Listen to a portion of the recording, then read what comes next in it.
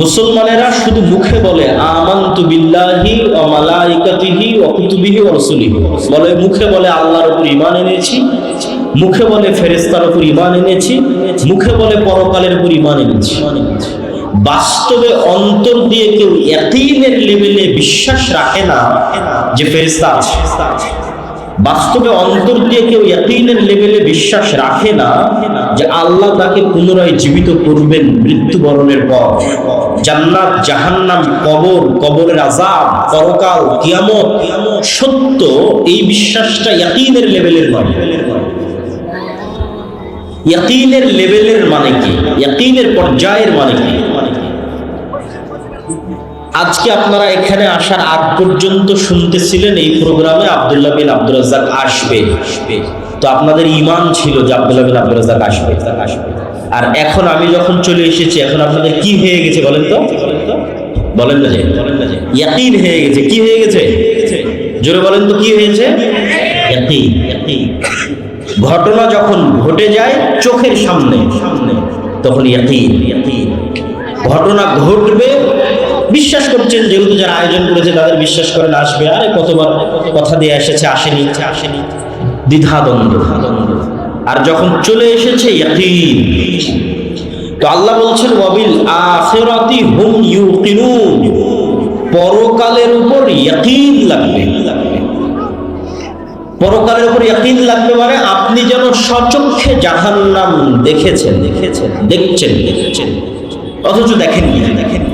পরকালের উপর ইয়াকিন লাগবে মানে আপনি যেন সচক্ষে এখন মারা গেছেন, মারা যাওয়ার পর আবার আল্লাহ আপনাকে জীবিত করেছে, তারপরে কিয়ামতের মাঠের বিচার সম্পূর্ণ হয়ে গেছে, অতীত কাল ঘটে গেছে। ইয়াকিন। তো মুসলমানদের ঈমান বিল গায়বের উপর বিশ্বাস, পরকালের উপর ইয়াকিন, ফেরেশতার উপর ইয়াকিন, আল্লাহর শক্তি এবং ক্ষমতার উপর ইয়াকিন নাই, সেটা আমি বুঝলাম কিভাবে? দেখেন, দুনিয়াতে দুনিয়াবি কাজে সফল হওয়ার জন্য দুনিয়াবি কিছু মূলনীতি আছে। আপনি যখন পরিপূর্ণরূপে দুনিয়াবি মূলনীতির উপর নির্ভরশীল,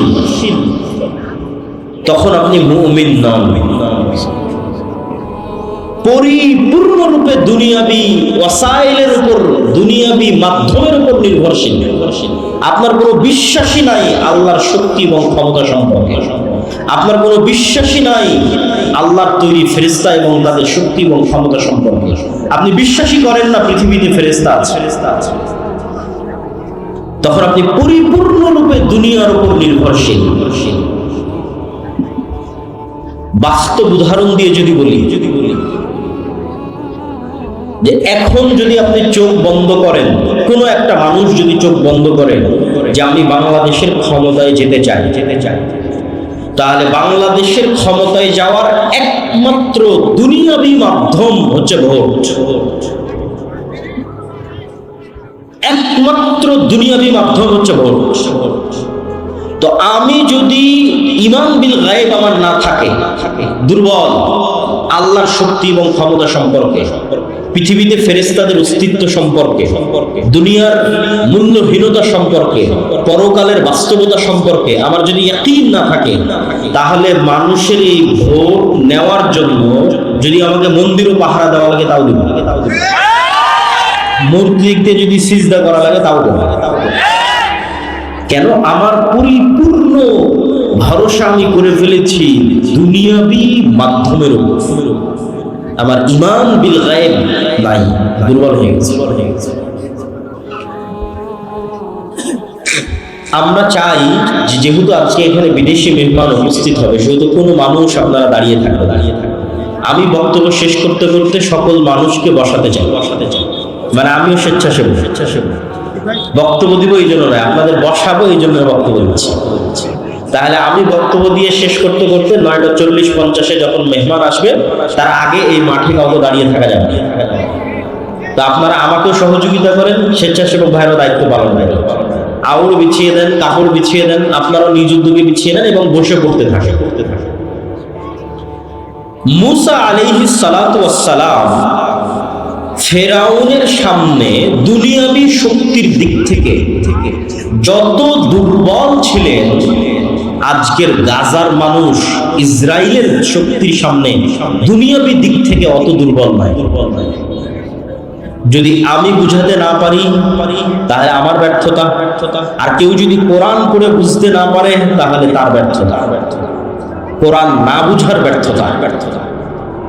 আবারও কল্পনা করেন, আজকের গাজার মানুষের দুনিয়াবী শক্তি আর ইসরায়েলের আজকের দুনিয়াবী শক্তি, দুটার মোকাবেলায় গাজার মানুষ যত দুর্বল, যত অসহায়।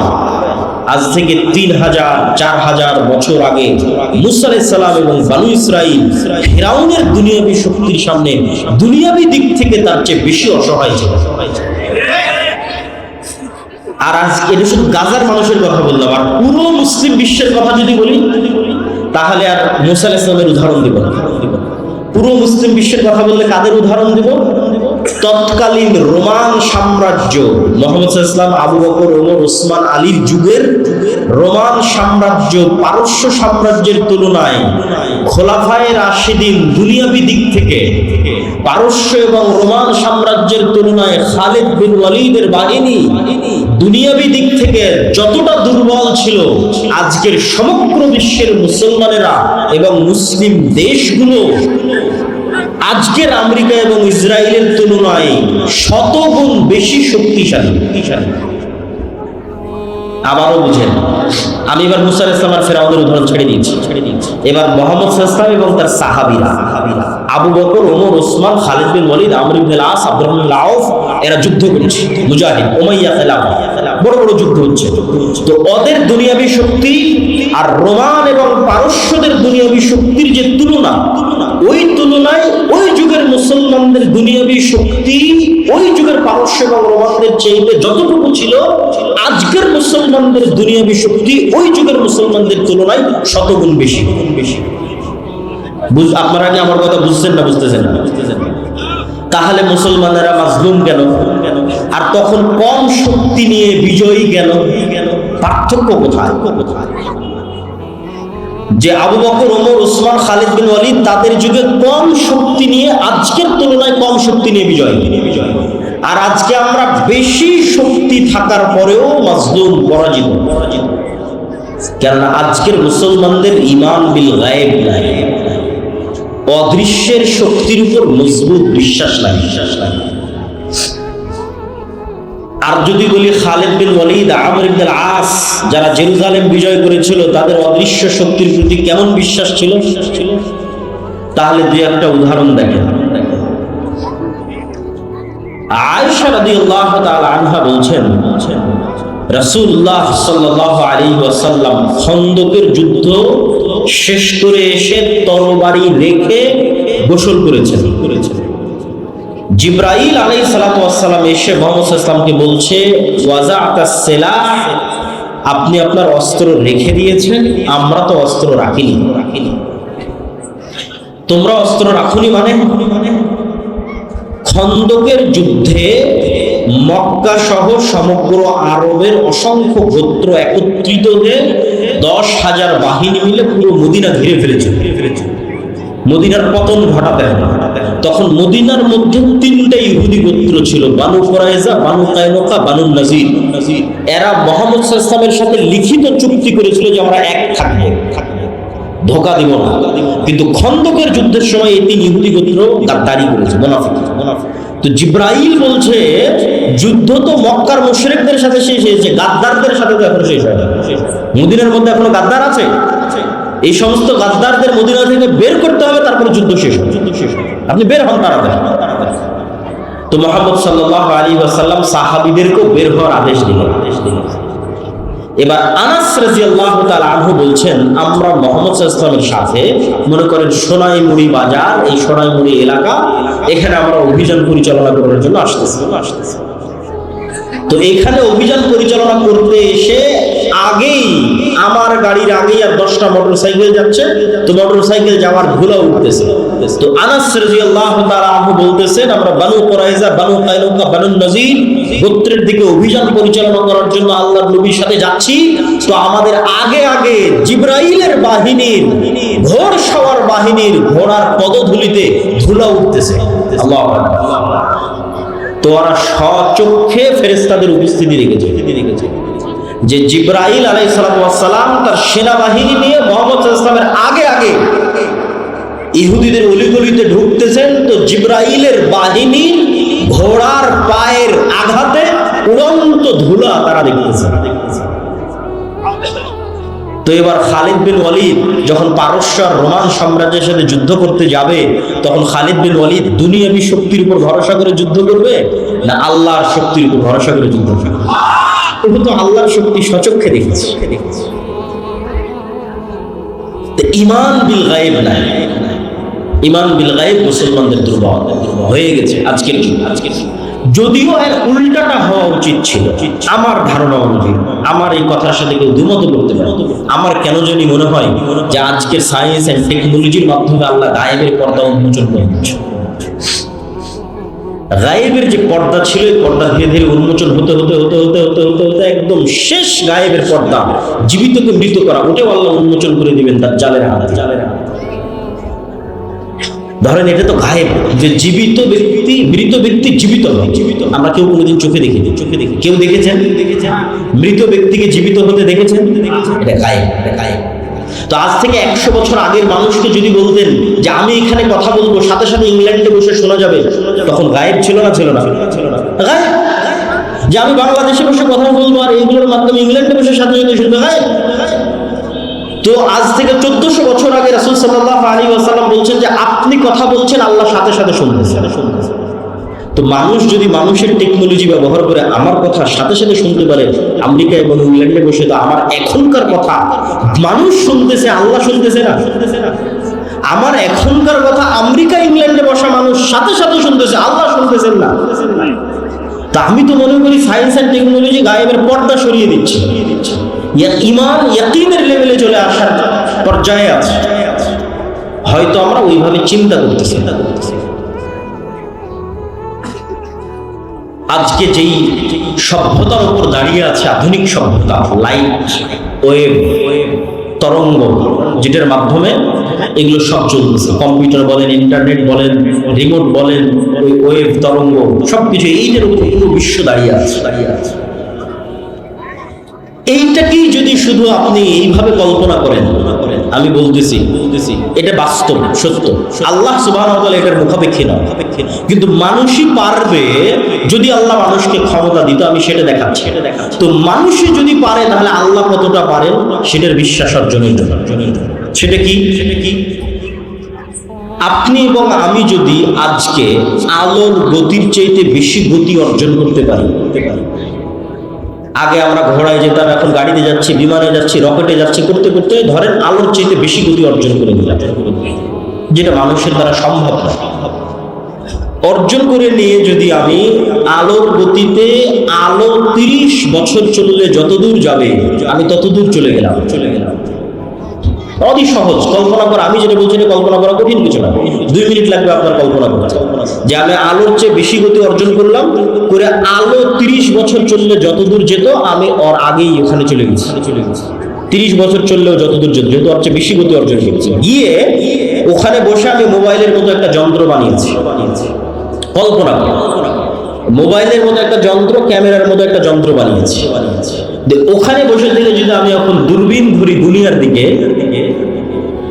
আর মোবাইলের মাধ্যমে যদি দুনিয়ার আওয়াজ শোনার চেষ্টা করি, তাহলে আজ থেকে 30 বছর আগে আমি রাতের অন্ধকারেও যা বলেছি তা আমি শুনতে পাবো। আমি যা বলেছি আমি তা শুনতে পাবো, আমার 30 বছর আগের কথা। আর যদি দূরবীন ধরি, তাহলে আমি রাতের অন্ধকারে যা করেছি, দিনে যা করছি, যেখানে যা করছি, প্রত্যেকটা জিনিস ঠিক লাইভ যেভাবে দেখা যায় ওভাবে লাইভ দেখা যায়। কেন এগুলো সব আলোর মধ্যে ভেসে যাচ্ছে। আমার এই চেহারা, আমার কথা আলোর ওয়েভের মধ্যে ভেসে আমেরিকা পৌঁছে যাচ্ছে। তো এইটা 30 বছর চলতে থেকে যতদূর যাবে আমি ওর আগে অতদূর পৌঁছে গেলে এগুলি সব দেখতে পাবো, শুনতে পাবো। আপনি যদি 1400 বছর আগে চলে যান, তো বদরের যুদ্ধ লাইভ দেখতে পাবেন, যদি ওই লেভেলের যন্ত্র আবিষ্কার করতে পারেন। দূরবীন যদি ধরতে পারেন মক্কায়, তাহলে লাইভ দেখা যাবে বদরের। মানুষের কোনো আমল হারিয়ে যায় না, সম্ভব। আল্লাহ সুবহানাহু ওয়া তাআলা কিভাবে মানুষের বিচার করবে আল্লাহ ভালো জানে, কিন্তু মানুষের আবিষ্কার করা জিনিস দিয়ে আমি বলতেছি যে মানুষের কোনো কথা হারিয়ে যায় না, মানুষের কোনো কাজ হারিয়ে যায়, মানুষই মানুষের বিচার করে ফেলতে যায়। কাফা বিনাফসিকাল ইয়াউমা হাসিবা, মানুষ মানুষের বিচার করার জন্য আরো এর চাইতে ভয়ঙ্কর কথা বলি যে মানুষ মানুষের বিচারের জন্য যথেষ্ট, তার চাইতে ভয়ঙ্কর। মানুষের ব্রেন কিন্তু কম্পিউটারের মতো, ডাটা। আমাদের বয়স 60 থেকে 70 বছর, আর বিজ্ঞান বলছে যে আমাদের ব্রেন যেভাবে সেট করা আছে 500 বছর চললেও সচল থাকে। তো আমি যদি 500 বছর বেঁচে থাকি, তার মানে 500 বছর আগের কথাও আমার মনে থাকবে, এই লেভেলে ব্রেনের সক্ষমতা। যেমন এখন আমার বয়স যদি 30, তো 10 বছর আগের কথাও মনে আছে, 20 বছর আগের কথাও মনে আছে। তা আমার ব্রেনের সক্ষমতা যেহেতু 500 বছরের, তাহলে 500 বছর বাঁচলে 500 বছর আগের কথা মনে থাকে। তাহলে আপনি নিজেই তো আপনার কোনো কাজ ভুলে যাননি। ইলন মাস্কই কয়েকদিন পর মানুষের ব্রেনকে ইন্টারনেটের সাথে কানেক্ট করে দেবে, চেষ্টা করতেছে। তো মানুষের ব্রেনকে যখন ইন্টারনেটের সাথে কানেক্ট করবে, তখন মানুষের ব্রেনের ডাটা মানুষের ট্রান্সফার করে দেখতে পাবে। তো কিয়ামতের মাঠে আপনার হিসাবের জন্য তো আপনার ব্রেনই যথেষ্ট, সব তো আপনার মনেই আছে রে। আপনি কি করেছেন দেখেন, আপনি এখন মোবাইলে যে ভিডিওটা দেখতেছেন, এটা কি ব্রেনে সেভ হচ্ছে না? এটা তো ব্রেনে সেভ হচ্ছে। তো কাফা বিনাফসিকাল ইয়াউমা হাসিবা, আপনার ব্রেন সাক্ষী দিবে। ব্রেনকে যদি একটা কম্পিউটারের মধ্যে বসায় দেওয়া যায়, যদি ইলন মাস্ক পারে, মানুষের কথা বলতেছে, তাহলে তো ওখান থেকে ডাটা ট্রান্সফার হবে। আপনি কি কি দেখেছেন সব ব্রেনে সেভ হয়ে আছে, কি কি বলেছেন সব ব্রেনে সেভ হয়ে আছে, কি কি করেছেন সব ব্রেনে সেভ হয়ে আছে, সব তো আপনি জানেন। আপনি সত্য বলছেন না মিথ্যা বলছেন সব আপনি জানেন, সব আপনার ব্রেনে সেভ আছে। খালি ডাটা ট্রান্সফার করতে হবে, ডাটা ট্রান্সফার করে আপনাকে দেখাতে হবে, এই দেখো তোমার ব্রেনে এগুলো সব সেভ হয়ে আছে, তোমার কাজ, তোমার দেখা ছবি, তোমার এগুলো করা, তোমার এগুলো বলা কথা, সব আপনার ব্রেনে সেভ আছে। কাফা বিনাফসিকাল ইয়াউমা হাসিবা। তো আমি তো মনে করি গায়েব উন্মোচন হয়ে যাচ্ছে, কিন্তু মানুষের ঈমান বিল গায়েব দুর্বল হয়ে যাচ্ছে। তো আজকে সংক্ষিপ্তভাবে আমরা একটা ঈমান বিল গায়েবের আলোচনা করব, সেটি হচ্ছে আল ঈমান বিল মালাইকা, ফেরেশতাদের উপর বিশ্বাস। আপনাদের মা আছে এই অস্তিত্বের উপর বিশ্বাস আপনার ইয়াকিনের লেভেলে না? কেননা জন্মের পরেই তো মাকে দেখেছেন। কেউ যদি বলে যে আমার মা নাই, এটা আপনার মা নয়, আপনি কি বিশ্বাস করবেন? তাহলে জন্মের পরে মাকে দেখেছেন, তো মায়ের অস্তিত্বের প্রতি আপনার যেই লেভেলের বিশ্বাস করেন আপনার সাথে ফেরেশতা আছে, এইটার সত্যতা আপনার মায়ের অস্তিত্বের চেয়ে বেশি সত্য। কেন বললাম যে আপনার মায়ের অস্তিত্বের চেয়ে বেশি সত্য? আদম আলাইহিস সালাতু ওয়াস সালাম যখন পৃথিবীতে এসেছেন, তখন আদম আলাইহিস সালাতু ওয়াস সালাম সৃষ্টির পর তার মাকে আগে দেখেছেন না তার বাপকে আগে দেখেছেন? মাও নাই বাপও নাই। কথা আমার বুঝতে পারছেন না? তা আদম আলাইহিস সালাম পৃথিবীতে আসার পর তার ছেলেকে আগে দেখেছেন না তার স্ত্রীকে আগে দেখেছে? ছেলেও নাই স্ত্রীও নাই। তো আদম আলাইহিস সালাম পৃথিবীতে আসার পর দুটো ভিন্ন জগতের প্রাণীকে সবার আগে দেখেছে, একটা ফেরেশতা আর একটা জিন। তাহলে আমি আপনি মানুষের সাথে আগে পরিচিত না আগে ফেরেশতার সাথে পরিচিত? আগে ফেরেশতার সাথে পরিচিত। আমাদের পিতা আদম জন্মের পরে সর্বপ্রথম দুটো ভিন্ন জগতের প্রাণীর সাথে পরিচিত হয়েছে, একটা ফেরেশতা একটা জিন। এই জন্য বললাম যে আপনার মায়ের অস্তিত্বের চেয়ে বেশি সত্য। কেন প্রথম যখন পৃথিবীতে আমরা এসেছি, তখন না মায়ের সাথে পরিচিত হয়েছে, না ছেলের সাথে পরিচিত হয়েছে, না স্ত্রীর সাথে পরিচিত হয়েছে, পরিচিত হয়েছে ফেরেশতার সাথে, পরিচিত হয়েছে জিন শয়তান ইবলিসের সাথে। তো ফেরেশতা কিসের তৈরি বলেন তো? কিসের তৈরি? নূরের তৈরি। নূর কি? নূর এক প্রকারের আলো, এই আলো না, কিন্তু এক প্রকারের আলো, এই আলো না সূর্যের আলো, লাইটের আলো, এই আলো না। ডান দিকের ভাইদেরকে কিন্তু আমরা এখনো বসাতে পারি না। তো স্বেচ্ছাসেবক ভাইয়েরা বা দায়িত্বশীল ভাইয়েরা কোথায়? আমার বক্তব্য শেষ হতে হতে সবাইকে বসতে হবে, মেহমান আসার আগে। তো আপনাদের বসার ব্যবস্থা কিভাবে করা যায়? আউর হোক অথবা কাপড় হোক, আপনারা এই যে এই দিকটা এখনো হয়নি, এদিকটা অনেকক্ষণ থেকে ওনারা দাঁড়িয়ে আছে, বসার ব্যবস্থা পাচ্ছেন না ওনারা। তো আবার একটু বলেন যে ফেরেশতারা কিসের তৈরি? নূরের তৈরি। এখন নূর যে পৃথিবীতে আছে এটারই যদি বিশ্বাস না থাকে তাহলে ফেরেশতার উপর বিশ্বাস থাকবে কি? রাসূলুল্লাহ সাল্লাল্লাহু আলাইহি ওয়াসাল্লাম বলছেন, আল্লাহুম্মা জাআল ফি কলবি নূরা, হে আল্লাহ আমার অন্তরে নূর তৈরি করে দেন। ওয়া ফি সামঈ নূরা, আমার কানে নূর তৈরি করে দেন। ওয়া ফি বাসারি নূরা, আমার চোখে নূর তৈরি করে দেন। এখন আপনাকে আমি কি দিয়ে বুঝাবো নূর কি? কিন্তু উদাহরণ দিয়ে যতটুকু বুঝানো যায়, যতটুকু ঈমান বিল গায়বকে ইয়াকিনের পর্যায়ে নেওয়া যায়, সেটাই আজকের বক্তব্যের চেষ্টা। তো আপনি যখন যুবক ছিলেন তখন আপনার চোখের পাওয়ার কম ছিল কি বেশি ছিল বুঝেন? এখন যখন আস্তে আস্তে আবছা দেখা শুরু করেছেন তখন বুঝতেছেন না আমার চোখের পাওয়ার তো কমতেছে, চশমা লাগাতে। তাহলে চোখে পাওয়ার বলে কিছু আছে যেটা কমে এবং বাড়ে। তো আপনার চোখের পাওয়ারের অস্তিত্বটা যেমন, আপনার চোখে নূর তৈরি হওয়া তেমন। আপনি কানে শোনেন, আস্তে আস্তে কানের শোনা কমে যাচ্ছে, মেশিন লাগাতে হচ্ছে কানে শোনার জন্য। তো কানের শ্রবণের পাওয়ার যেমন, এই লেভেলের সত্য হচ্ছে কানে নূর তৈরি হওয়া। এটা সত্য, এটা অস্তিত্বশীল, এটা বাস্তব। ঠিক কালবে, হৃদয়ে নূর তৈরি হওয়া। যে হৃদয়ে নূর নাই ওটা মৃত হৃদয়, মারা গেছে, আলো নাই, মৃত্যুবরণ করেছে। আর যে হৃদয়ে নূর আছে ওটা জীবিত হৃদয়। তো নূরের অস্তিত্ব আরো বাস্তব করার জন্য রাসূলুল্লাহ সাল্লাল্লাহু আলাইহি ওয়াসাল্লাম বলছেন যে সমগ্র পৃথিবী থেকে আর আল্লাহ থেকে, আল্লাহ এবং পৃথিবী এই দুটোর মধ্যে পর্দা হচ্ছে আল্লাহর চেহারার পর্দা হচ্ছে নূর। লাউ কাশাফাহু, আল্লাহ যদি এই নূর সরিয়ে নিতেন তাহলে আল্লাহর চেহারার তাজাল্লিতে আসমান এবং জমিন জ্বলে পুড়ে ছারখার হয়ে যেত। তাহলে নূর অস্তিত্বশীল, যেটা আল্লাহ এবং সৃষ্টি জীবের মধ্যে আর করে রেখেছে। এবং সমগ্র আসমান এবং জমিনের যত আলো আছে এই সমস্ত আলো একটাও নিজে থেকে অস্তিত্বশীল নয়। এদের সবগুলোর আলো আল্লাহ সুবহানাহু ওয়া তাআলার নূরের প্রভাবে তারা এই আলোগুলো পেয়েছে। আল্লাহ সুবহানাহু ওয়া তাআলার যদি নূর না থাকতো ওগুলো সব নাই, কিছু না। এবং আল্লাহ সুবহানাহু ওয়া তাআলার নূরের মাধ্যমে পৃথিবীর সকল কিছু একটা আরেকটার সাথে কানেক্টেড। আল্লাহ সুবহানাহু ওয়া তাআলা তার ক্ষেত্রে বলছেন নূরুস সামাওয়াতি ওয়াল আরজ, আল্লাহু নূরুস সামাওয়াতি ওয়াল আরজ। আল্লাহ হচ্ছেন আসমান এবং জমিনের নূর। আল্লাহ সুবহানাহু ওয়া তাআলা তার কোরআনকে নূর বলেছেন, তার দ্বীন ইসলামকে নূর বলেছেন।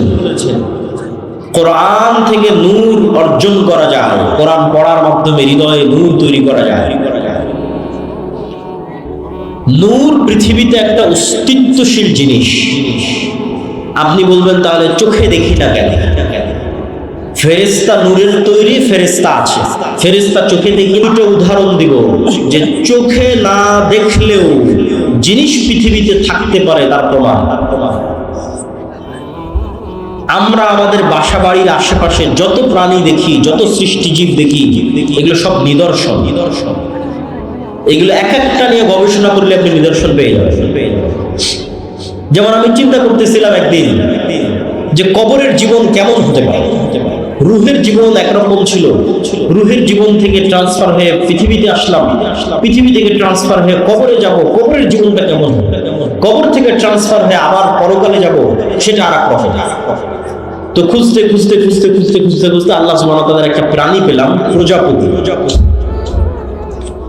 প্রজাপতি প্রথমে শুঁয়োপোকা থাকে, আপনারাও করে দেখতে পারেন, বাস্তবে গ্রামগঞ্জে থাকেন, বাস্তবে পরীক্ষা করে দেখতে পারেন।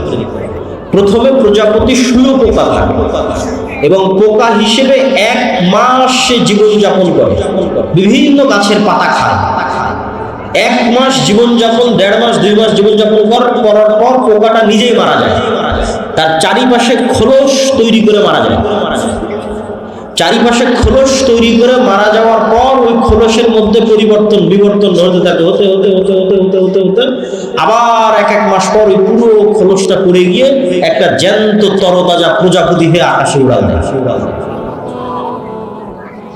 তো মধ্যের এক মাস এভাবে মৃত অবস্থায় থাকলো, তার আগের এক মাস পোকা অবস্থায় থাকলো, আর শেষে প্রজাপতি হয়ে আকাশে উড়াল দিল। তো প্রজাপতির ক্ষেত্রে যদি এটা সত্য হয়, তো মানুষের ক্ষেত্রে হতে পারে না? অস্বাভাবিক কিছু। তো আল্লাহর প্রত্যেকটা সৃষ্টিজীবের মধ্যে নিদর্শন আছে। তো আমি আপনার চেহারা যেভাবে দেখতেছি আর আপনি আমাকে যেভাবে দেখতেছেন, পৃথিবীর অন্য প্রাণীরা আমাদের এভাবে দেখে না।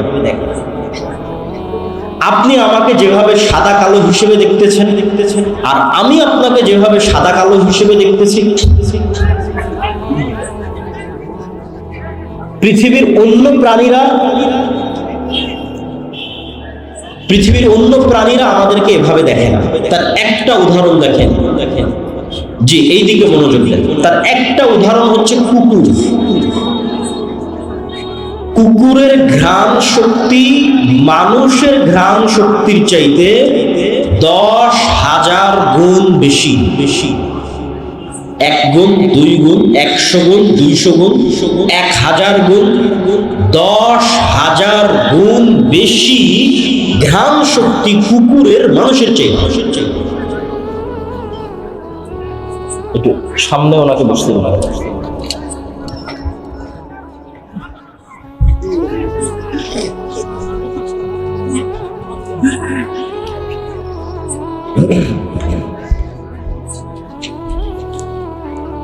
আমরা সবাই একটু, যেহেতু মেহমান চলে এসেছে, আমরা সবাই একটু শান্তভাবে বসে পড়ি। পিছনে যারা আছেন দয়া করে তারাও বসে পড়েন, হাতের ডানে যারা আছেন তারাও বসে পড়েন। আমি আমার বক্তব্য দীর্ঘায়িত করবো না, উনি বক্তব্য দিবেন, আমার সেটার অনুবাদ করবো, তারপরে শায়েখ আব্দুর রাজ্জাক বিন ইউসুফ আসবেন, উনিও আপনাদের সামনে বক্তব্য দেবেন। তারপর ওই যে পিছনে আরো বসার ব্যবস্থা করে দিতে হবে। আমার মনে হয় বসার ব্যবস্থা পাচ্ছে না। জি সম্মানিত উপস্থিতি, ভাই সমস্যা নাই, ওরা বসে যাবে। ভাই ক্যামেরাম্যান যারা আছেন আপনারা বারবার না উঠে একবারই সেট আপ করে বসে পড়বেন, আপনারা লোকজনকে ডিস্টার্ব দিয়ে নিন। সম্মানিত উপস্থিতি, তো আপনার কুকুরকে আপনি মনে করছেন যে কুকুর আপনাকে দেখে ঘেউ ঘেউ করছে, তো মনে আপনার চেহারা দেখেছি না? জি না, আমি আপনার চেহারা দেখেছি যে আপনি মোটা পাতলা, এতটুকু লম্বা আপনার মুখে দাঁড়িয়ে আছে, আপনি সাদা, আপনি কালো, এটা আমি চিনি। কেন ওই পর্যন্ত আল্লাহ আমাকে দেখার শক্তি দিয়েছে, কুকুর এটা দেখে চিনে না। কেন ওইভাবে ও দেখেই না, ওইভাবে দেখার ক্ষমতায় আল্লাহ তাকে দেয়নি। সে আপনাকে চিনে ঘ্রাণ দিয়ে, ঘ্রাণ দিয়ে চিনে।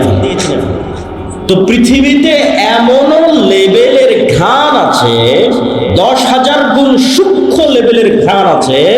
যেমন এই মাইকটাতে যদি 1000 বার টানি, কোনো ঘ্রাণই আমার নাকে আসবে।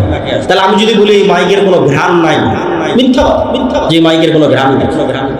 আমার জামা যদি আমার নাকে 1000 বার টানে কোনো ঘ্রাণ না আসে, আমি যদি বলি জামার কোনো ঘ্রাণ নাই, মিথ্যা। এই জামাটা কুকুরের নাকে দেন, এই জামার ঘ্রাণ আছে, ও নিতে পারবে, আমি নিতে পারবো। তো পৃথিবীতে 10,000 লেভেলের সূক্ষ্ম গুণের ঘ্রাণ আছে, বাস্তবে অস্তিত্বশীল। মানুষ বুঝতে পারে না যার ঘ্রাণ আছে। শুধু কি মানুষ বুঝতে পারে না, মানুষের তৈরি করা কোনো মেশিনও বুঝতে পারে না যার ঘ্রাণ আছে।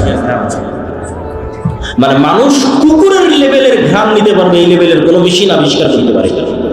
তাই এখন মানুষ যদি বলে যে না এটার কোনো ঘ্রাণ নাই, কেন মানুষ নিতে পারতেছে না, মানুষের যন্ত্র নিতে পারতেছে না, তো আল্লাহর সৃষ্টিজীব তো আছে, নিতে পারতেছে। এরকম আওয়াজের ক্ষেত্রে কি রে, কবরের আওয়াজ তো শুনতে পাই না। কবরের আওয়াজ শুনতে পাচ্ছেন না মানে কবরের আওয়াজ হচ্ছে না, কবরের আযাবের আওয়াজ হচ্ছে না। যেই লেভেলের সূক্ষ্ম আওয়াজ কবরের আযাবের আওয়াজ, ওটা শোনার সক্ষমতা পৃথিবীর কোনো মানুষের না থাকলেও, পৃথিবীর তৈরি করা কোনো যন্ত্রের না থাকলেও আল্লাহর সৃষ্টিজীবের আছে। আল্লাহর সৃষ্টিজীব শুনতে পাবে, প্রভাব দেখতে পাবেন, শুনতে পাবেন। হাতির আওয়াজ শ্রবণের ক্ষমতা মানুষের চেয়ে কয়েক হাজার গুণ সূক্ষ্ম। ভূমিকম্প হওয়ার আগেই হাতি শুনতে পায় যে হ্যাঁ নিচে কম্পন শুরু হয়েছে, আওয়াজ শুনতে পায়। হাতি শুনতে পাবেন না, সে আওয়াজ তো শুনতে পাচ্ছেন না মানে নাই। আপনি যখন রিমোট অন করেন ওর মধ্যে থেকে আলো বের হয়ে এসিতে গিয়ে লাগে, তা আপনি তো চোখে দেখেন না যে কোথা থেকে আলো বের হলো, কোথায় গিয়ে লাগলো। এসি তো ঠিকই বন্ধ হয়ে গেছে, এসি তো ঠিকই অন হয়ে গেছে। হ্যাঁ, ওই আলো বিজ্ঞান ধরতে পারতেছে, কিন্তু আপনি চোখে দেখতে পাচ্ছেন। ওই একই কথা রাসূল সাল্লাল্লাহু আলাইহি ওয়াসাল্লাম বলতেছে যে জিন এবং শয়তানের আলো অন কাইন্ড অফ লাইট, এমন এক প্রকারের আলো যেটা তোমরা দেখো না কিন্তু কুকুর ঠিকই দেখে। ও যখন আজান হয় দেখে, তখন চিৎকার করে, ও দেখতে পায়। আর ঠিক নূর, ফেরেশতা যে নূরের তৈরি, এটা পৃথিবীতে আছে, অস্তিত্বশীল, ওয়ান কাইন্ড অফ লাইট, এক প্রকারের আলো যেটা তোমরা দেখো না কিন্তু আল্লাহর তৈরি মোরগ সৃষ্টিজীব ঠিকই দেখতে পায়। ফজরে যখন ফেরেশতারা ওঠানামা করে তখন ঠিকই মোরগ চিৎকার করে। সম্মানিত উপস্থিতি, তো আমি প্রমাণ করছিলাম নূরের অস্তিত্ব পৃথিবীতে আছে। এবার দুই একটা হাদিস বলে আমার বক্তব্য শেষ করব। বদর এবং উহুদের যুদ্ধের দুই একটা ঘটনা। আব্দুর রহমান বিন আউফ রাদিয়াল্লাহু তাআলা বলছে, আল্লাহর নবী, আমার দুই পাশে সাদা পোশাকধারী দুই ব্যক্তি খুব ভয়ঙ্কর ভাবে যুদ্ধ করতেছিল, যাদেরকে আমি মদিনায় কোনোদিন দেখিনি। রাসূল সাল্লাল্লাহু আলাইহি ওয়াসাল্লাম বললেন, এরা দুইজন ছিল জিবরাইল আর মিকাঈল। বলেন আল্লাহু আকবার।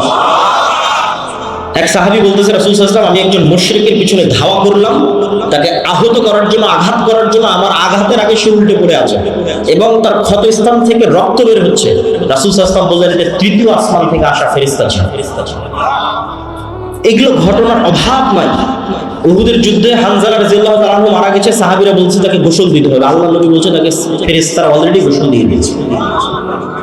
মুআজ রাদিয়াল্লাহু তাআলা আনহু, সাদ বিন মুআজ, তার জানাজা ৭০,০০০ ফেরেশতা অংশগ্রহণ করেছে। রাসূল সাল্লাল্লাহু আলাইহি ওয়াসাল্লাম বলেছেন।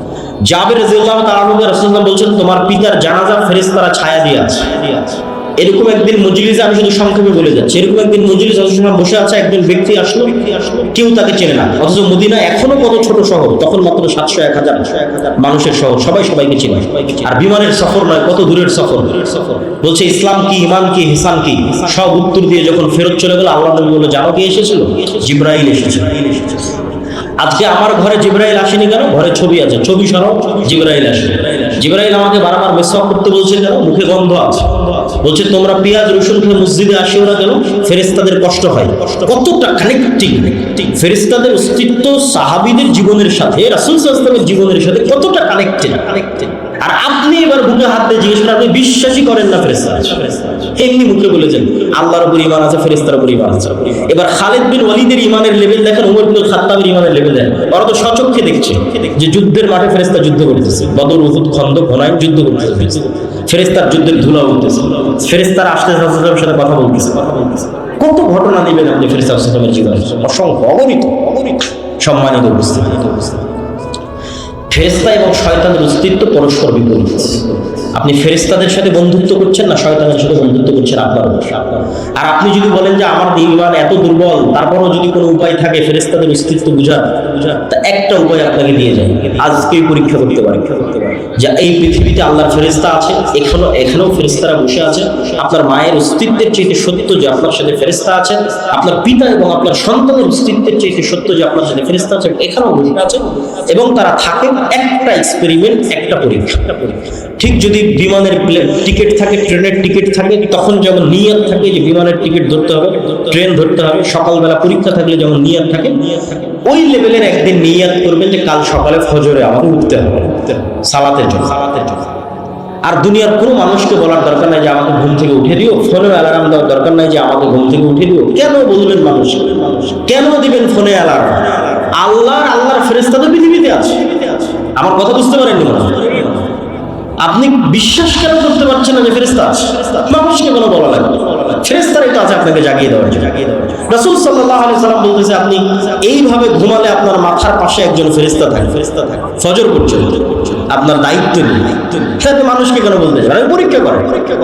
ফেরেশতা আপনাকে ফজরে ঘুম থেকে উঠিয়ে দেওয়ার জন্য যে কোনো রাস্তা অবলম্বন করতে পারে, সেটা যেভাবেই হোক, সেটা আপনার বাচ্চা কাদার মাধ্যমে হোক, সেটা ঝড়ের বাতাসের মাধ্যমে হোক, সেটা বিদ্যুৎ যাওয়ার মাধ্যমে হোক, সেটা মশা কামড়ের মাধ্যমে হোক, সেটা আপনার কানের মধ্যে ডাইরেক্ট আজানের আওয়াজ ঢুকিয়ে দেওয়ার মাধ্যমে হোক, আপনাকে জাগাবে।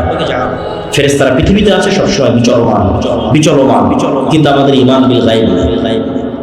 মূসা আলাইহিস সালাতু ওয়াস সালামকে আল্লাহ এটাই শিখিয়েছে যে মূসা, যেই লাঠি দিয়ে তুমি গাছের পাতা পাড়তে, যেই লাঠি দিয়ে তুমি লাফ দিয়ে গর্ত পার হয়ে যেতে, তোমার ওই হাতের লাঠিকে আমি সাপ বানিয়ে দিলাম, যাও। যাতে তুমি শিখো যে দুনিয়ায় মানুষ যা দেখে এগুলোই সব নয়, এরও ঊর্ধ্বে মহাশক্তিমান আল্লাহ আছে, তার উপর ভরসা রাখো। এটা যাতে মুসা শিখে, কেননা মুসার লড়াই হবে পৃথিবীর সবচেয়ে শক্তিশালী বাদশাহ ফেরাউনের সাথে, অত্যাচারী বাদশাহ ফেরাউনের সাথে। দুনিয়াবি লজিকে এই লড়াই বিজয় অর্জন অসম্ভব। যদি কেউ মুসা আলাইহিস সালাম যদি ন্যূনতম চেষ্টা করতেন আমি দুনিয়াবি মাধ্যমে ফেরাউনের সাথে বিজয় অর্জন করতে যাব, তাহলে ওই যে মন্দির পাহারা দেওয়ার মতো কম্প্রোমাইজ করতে হবে। কোনো রাস্তা ছিল না মুসা আলাইহিস সালাম, কিন্তু উনি জানতেন আল্লাহর শক্তি সম্পর্কে, আল্লাহর ক্ষমতা সম্পর্কে, ফলত কোনো প্রকার কম্প্রোমাইজ ছাড়া উনি বিজয় অর্জন করেছেন। তো ঈমান বিল গায়ব যেদিন মুসলমানদের মজবুত হয়ে যাবে, মুসলমানদের বিজয় সুনিশ্চিত। কেননা শক্তি ক্ষমতা ফেরাউনের তুলনায় মুসার যত দুর্বল ছিল, আজকের মুসলমানদের অত দুর্বল না। আর শক্তি ক্ষমতা আবু বকর ওমর ওসমানের পারস্য রোমানের তুলনায় যত দুর্বল ছিল, আজকের মুসলমানদের অত দুর্বল নয়। দুর্বল কিসে? ঈমানই নাই, আল্লাহর উপর আল্লাহর শক্তি। এটাই তো আল্লাহর উপর বিশ্বাস অর্জন করতে হবে, ফেরেশতাদের উপর বিশ্বাস অর্জন করতে হবে। আগামী 6 ও 7 নভেম্বর আল জামিয়া সালাফিয়া ডাঙ্গিপাড়া পবা রাজশাহীতে সালাফি কনফারেন্স। আপনাদের এখানেও মেহমান এসেছে, তিনি তো থাকবেনই, এবং দেশ বিদেশের আরো ওলামায়ে কেরাম সেখানে উপস্থিত থাকবে। আপনাদের সকলের উপস্থিত হওয়ার উদাত্ত আহ্বান। যাবেন তো ইনশাআল্লাহ? ইনশাআল্লাহ, আল্লাহ কবুল করুন। আর আজকে দাওয়া ইলাল্লাহর মাধ্যমে আমাদের যে বিভিন্ন বক্তব্যগুলো পরিচালিত হয়, সেগুলোর অধীনে এই প্রোগ্রাম আয়োজিত হয়েছে। আমি জানি না স্বেচ্ছাসেবকরা রেডি আছে কিনা। তারা যদি রেডি থাকে, তারা যদি ভিতরে যায় আপনাদের কাছে সহযোগিতার জন্য, এই মুহূর্তে রেডি থাকলে আমি যাওয়ার আহ্বান করব। যদি যায় তাহলে আপনারা সর্বোচ্চ পর্যায়ের সহযোগিতা করার চেষ্টা করবেন। আলহামদুলিল্লাহ, আমাদের দাওয়া ইলাল্লাহর অধীনে প্রায় 600টা বক্তব্য সমগ্র বাংলাদেশে পরিচালিত হচ্ছে, যার জাতীয় বক্তব্য প্রতিযোগিতা এবছর টিভি চ্যানেলে আয়োজিত হবে ইনশাআল্লাহ। আল্লাহ সুবহানাহু ওয়া তাআলা যদি কবুল করেন। আর যে বিষয়ে আমি আলোচনা করতেছি এবছর আল ঈমান বিল গায়ব, এই বিষয়ে বই আসতেছে। আল্লাহর পথে যাত্রা নামে সালাফি কনফারেন্সে প্রকাশিত হচ্ছে। যদি যান তাহলে আশা করি নিতে পারবেন ইনশাআল্লাহ। দলিল তো বিস্তারিত এখানে অত বলতে পারবো না, সব ওখানে পয়েন্ট বাই পয়েন্ট বিভিন্ন দলিল দেওয়া আছে। কেন আমার অবজারভেশন হচ্ছে মুসলমানদের ঈমান বিল গায়বই নাই, ঈমানই নাই তো কি নাই, কম্প্রোমাইজ করা ছাড়া কোনো রাস্তা নেই। আর যদি ঈমান থাকে কম্প্রোমাইজ করা লাগবে, বাংলাদেশের ক্ষমতা লাগবে না, কোরআনে সারা পৃথিবীর ক্ষমতা অর্জনের রাস্তা বলে দেওয়া আছে। কিসের বাংলাদেশ? কারো যদি ঈমান বিল গায়ব অর্জন হয়ে যায়, সারা পৃথিবীর ক্ষমতা অর্জন করতে হবে। কেন ওই লেভেলের বিশ্বাস চলে আসলে পারমাণবিক বম পানিও হয়ে যেতে পারে। ওই লেভেলের ইয়াকিন যদি আসে, তাহলে পারমাণবিক বম পানিও হয়ে যাবে। কেননা সাউন্ড টেকনোলজি সবচেয়ে পাওয়ারফুল। এখনকার টেকনোলজি লাইটের টেকনোলজি, আর আমি বলছি সবচেয়ে পাওয়ারফুল হলো সাউন্ড টেকনোলজি, যেটা আল্লাহ সুবহানাহু ওয়া তাআলা সুলাইমান আলাইহিস সালাম দিয়েছিলেন। আমা উতিতু মিনাল ইলমি ইল্লা কালিলা, অল্প দিয়েছিল। সাউন্ড টেকনোলজি মানে এই মাইকেরও একটা কথা বোঝার ক্ষমতা আছে, এই কাপড়েরও একটা কথা বোঝার ক্ষমতা আছে, প্রত্যেকটা সৃষ্টিজীবের কথা বোঝার ক্ষমতা আছে। কি বললে বুঝবে আমি জানি না। তো আল্লাহ সৃষ্টি করেছে কুন ফায়াকুন আওয়াজ দিয়ে। ইসরাফিল যখন বাঁশিতে ফুৎকার করবে, আওয়াজে ধ্বংস হয়ে যাবে, মানে ওই আওয়াজ আসমান বুঝে যে কোন আওয়াজে তাকে ধ্বংস হতে হবে। এই সোফা ওই আওয়াজ বুঝে, যে আওয়াজ বুঝতে ফেটে বিচ্ছিন্ন হয়ে যাবে, ধ্বংস হয়ে যাবে। কিন্তু কোন আওয়াজ এই সোফা বুঝবে আমি জানি না। এই জন্য রাসূল সাল্লাল্লাহু আলাইহি ওয়াসাল্লাম বলছে কিয়ামতের পূর্ব মুহূর্তে শহর বিজয় হবে মুসলমানদের আল্লাহু আকবার আওয়াজে শহর বিজয় হয়ে যাবে। ইরানের যে বিজ্ঞানীদের হত্যা করা হলো, হামাসের নেতাদের হত্যা করা হলো ওয়েভ দিয়ে, মোবাইলের বিস্ফোরণ। দূর থেকে ওয়েভ ছেড়েছে ইসরায়েল থেকে, মোবাইল এখানে বিস্ফোরণ হয়ে গেছে। মানে এই মোবাইলের ওই ওয়েভ বোঝার ক্ষমতা আছে। তো ওই ওয়েভ বোঝার যেমন ক্ষমতা আছে, এই মোবাইলের আওয়াজ বোঝার ক্ষমতা আছে। সে আওয়াজ আমরা জানি। আর কোরআন কার আওয়াজ?